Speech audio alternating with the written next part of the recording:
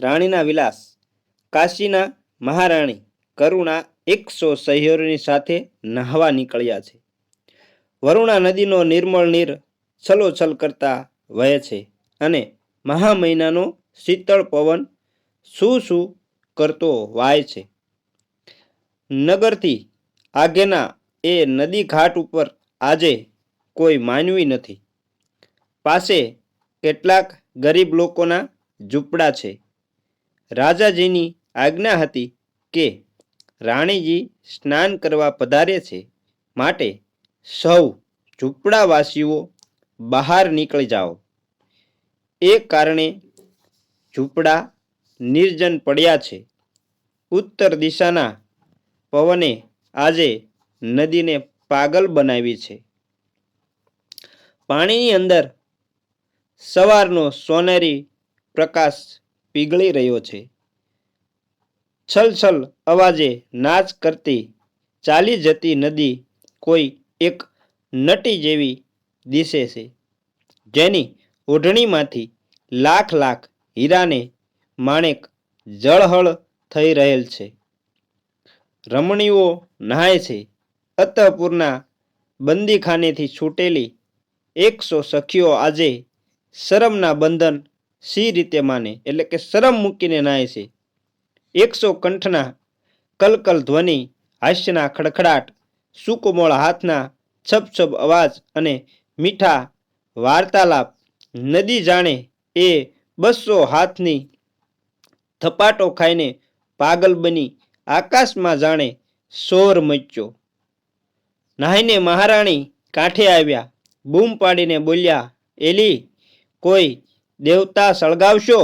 હું ટાઢે થરથરું છું. સૌ સખીઓ છૂટી અને ઝાડની ડાળીઓ ઝાલીને તાણવા લાગી, પણ એ સુકોમળ હાથમાં એક પણ ડાળ ભાંગવાની તાકાત ક્યાંથી હોય? રાણીએ બૂમ મારી, અલી, જુઓ, આ સામે ઘાસના ઝૂંપડા રહ્યા. એમાંથી એક ઝૂંપડાને દિવાસળી લગાવો. એના તાપમાં હું હાથ પગના તળિયા તપાવી લઈશ. આવું રાણી સાહેબાએ કીધું. માલતી નામની દાસી કરુણ કંઠે બોલી, રાણીમાં, આવી તે મસ્કરી હોય? એ ઝૂંપડીમાં કોઈ સાધુ સંન્યાસી રહેતા હશે, કોઈ ગરીબ પરદેશી રહેતા હશે.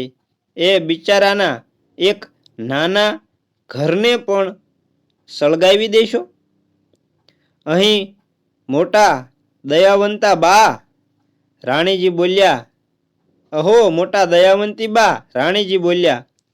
છોકરીઓ, કાઢો અહીંથી આ દયાળુની દીકરીને અને સળગાવી દો એ ઝૂંપડું. ટાઢમાં મારા પ્રાણ નીકળી જાય છે. દાસીઓએ ઝૂંપડાને દિવાસળી લગાવી પવનના સુસવાટાની અંદર જવાલા ભભૂકી પાતાળ ફોડીને નીકળેલ અંગારમય નાગણીઓ જેવી એ મદોન્મત સ્ત્રીઓ ગાન ગર્જના કરતી કરતી માતેલી બની ગઈ. પ્રભાતના પંખીડાઓએ પોતાના કિલકિલાટ બંધ કર્યા. ઝાડ ઉપર કાગડા ટોળે વળીને ચીસો પાડવા લાગ્યા. એક ઝૂંપડેથી બીજે ઝૂંપડે દા લાગ્યો. જોત જોતામાં તો બધા ઝૂંપડાઓ બળીને ભસ્મ થયા. અરુણ રંગી રેશમી ઓઢણીના પાલવડા ફરકાવતી રાણીજી રમતા અને ખેલતા સખીઓને સાથે પાછા વળ્યા. રાજાજી ન્યાસન પર બેઠેલા હતા.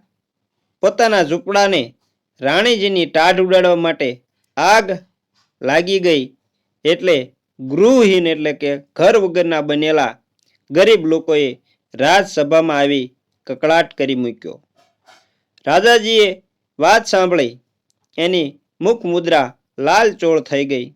તત્કાળ પોતે અતઃપુરમાં પધાર્યા, એટલે કે રાણીવાસમાં પધાર્યા.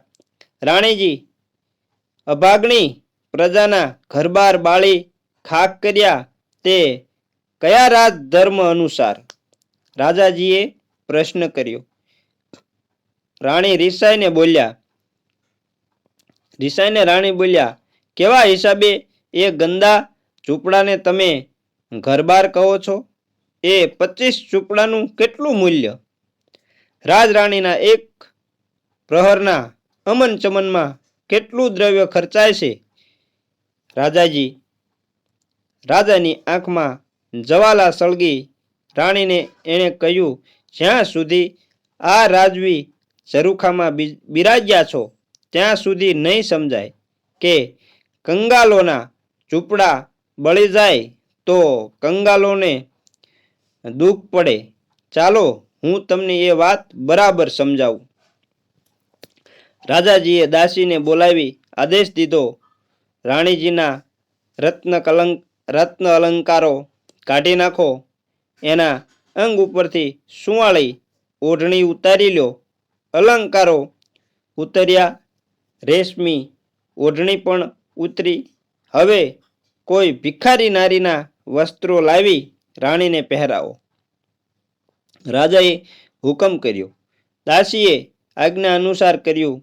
રાજાજી રાણીનો હાથ ચાલીને રાજમાર્ગ પર લઈ ગયા અને ભર મેદની વચ્ચે રાજાએ કહ્યું કે કાશીના અભિમાની મહારાણી, નગરને બારણે ભીખ માંગતા માંગતા ભટકજો. એ ભસ્મીપુત ઝૂંપડા ફરીવાર ન બંધાવી આપો ત્યાં સુધી પાછા ફરશોમાં. વરસ દિવસની મુદત આપું છું. 1 વર્ષ વીતે ભર સભામાં આવી માથું નમાવી પ્રજાને કહેજો કે થોડી એક કંગાળ ઝૂંપડીઓને સળગાવી નાખવામાં જગતને કેટલી હાનિ થઈ, કેટલું દુઃખ પડ્યું. રાજાજીને આંખોમાં આંસુ છલકાયા. રાણીજીએ ભિખારણીને વેશે ચાલી નીકળ્યા.